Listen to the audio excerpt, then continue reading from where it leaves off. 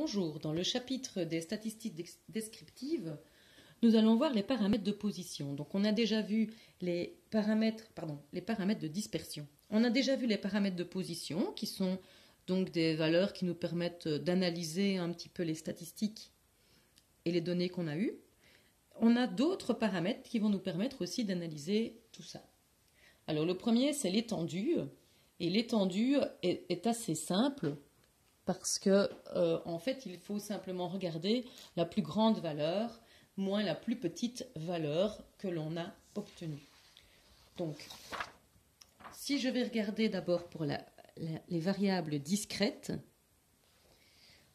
je vais regarder dans mon tableau. Dans mon tableau, quelle est la plus grande valeur que j'ai eue? 10. Quelle est la plus petite valeur que j'ai eue? 0. Puisque ici, j'ai bien eu une valeur pour chaque. 10, 0. Donc l'étendue, E, c'est 10 moins 0, donc ça fait 10 paniers. Dans le cas d'une variable continue,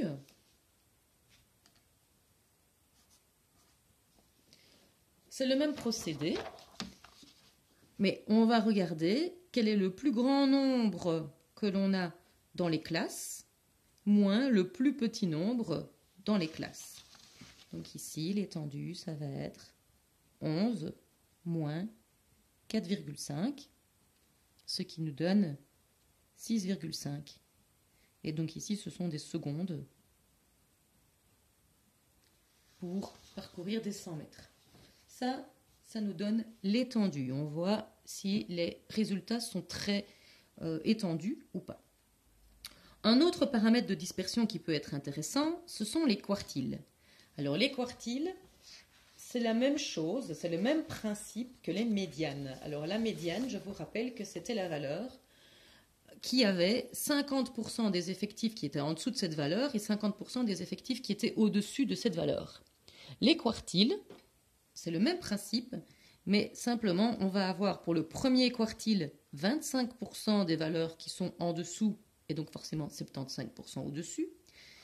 Et le troisième quartile, on va avoir 75% des valeurs qui sont en dessous du quartile et donc 25% au-dessus. Alors, comment est-ce qu'on fait pour les trouver? Pour la variable discrète et pour la variable continue d'ailleurs, on va uniquement se baser sur les diagrammes des fréquences cumulées. Alors, les diagrammes des fréquences cumulées, on l'avait déjà construit. On va regarder pour le premier quartile quand on est à 25%. 25%. Et je vois que je ne tombe pas sur une contre-marche, mais je tombe sur la marche. Si je tombe sur la marche, je vais prendre la valeur qui est au milieu de la marche. Et la valeur au milieu de la marche, ici, c'est 3,5. Donc, le premier quartile pour la variable discrète, c'est 3,5. Et le troisième quartile, c'est donc avec 75%. De nouveau, je vois que je tombe sur une marche. Je vais donc prendre la valeur ici, qui va me donner 7,5.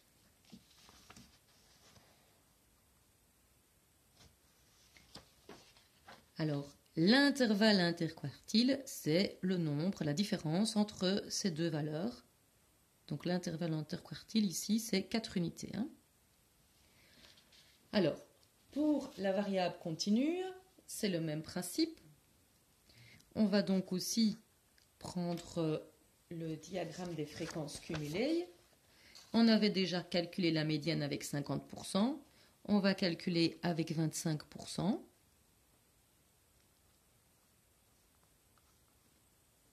Voilà. Et puis alors, on regarde combien ça nous fait. Alors ici, ça fait un petit peu plus que 5,2. Comme j'ai utilisé un marqueur assez épais, c'est pas très précis. On va dire que c'est 5,3.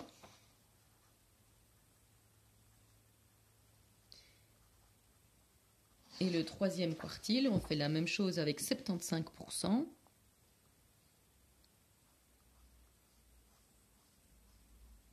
On arrive là. Donc c'est 8. On arrive à la valeur 8. Et donc, l'intervalle interquartile, c'est 8 moins 5,3, ça fait 2,7. Avec ces intervalles interquartiles, on va un petit peu les représenter autrement grâce à ce qu'on appelle une boîte à moustaches. C'est en fait une synthèse des informations des quartiles. Et d'autres choses d'ailleurs, après tout. Alors, dedans, on va d'abord regarder pour une variable discrète. On va indiquer un axe dont la longueur est la même longueur que le segment que E. Donc je fais un segment de longueur 10.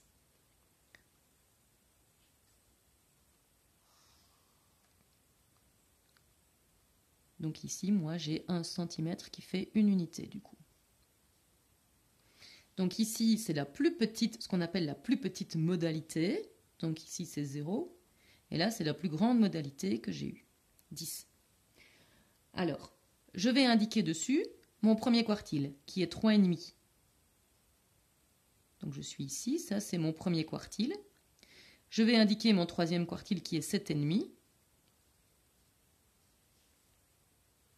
Voilà. Et je vais faire ce qu'on appelle une boîte à moustaches, c'est-à-dire je vais dessiner un espèce de petit rectangle autour. Voilà. Alors, qu'est-ce que ça veut dire ça?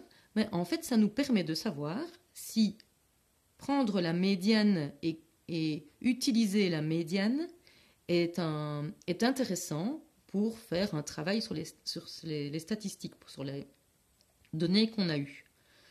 Donc, par exemple, est-ce que c'est un paramètre qui est intéressant, la médiane?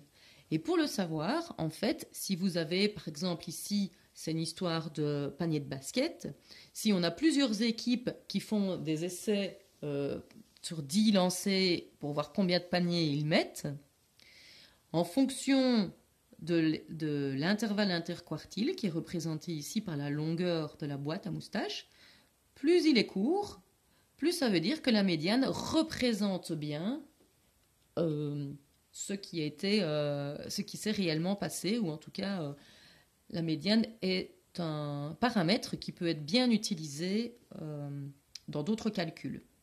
Donc ici, notre médiane, elle était à 5. Hein. Ça, c'était x tilde qui était ici et qui valait 5. Alors, pour la variable continue, on va faire la même chose. La variable continue, si je regarde mon étendue, c'est 6,5. Je vais donc devoir faire quelque chose qui mesure 6,5. Voilà. Alors, je vais mettre des demi-unités. Voilà. Alors, la plus petite valeur, c'est 4,5. La plus grande, c'est 11. Mon premier quartile est à 5,3.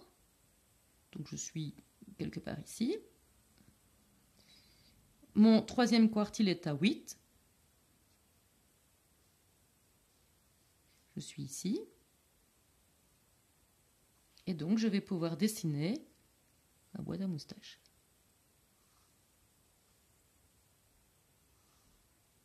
Ça veut dire évidemment qu'une grande partie des résultats se situe ici.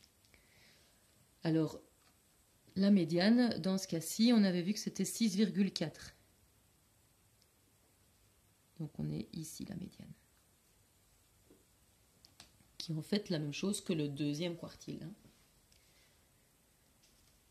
Donc l'intérêt, c'est surtout de pouvoir comparer avec d'autres études sur les mêmes sujets. Alors,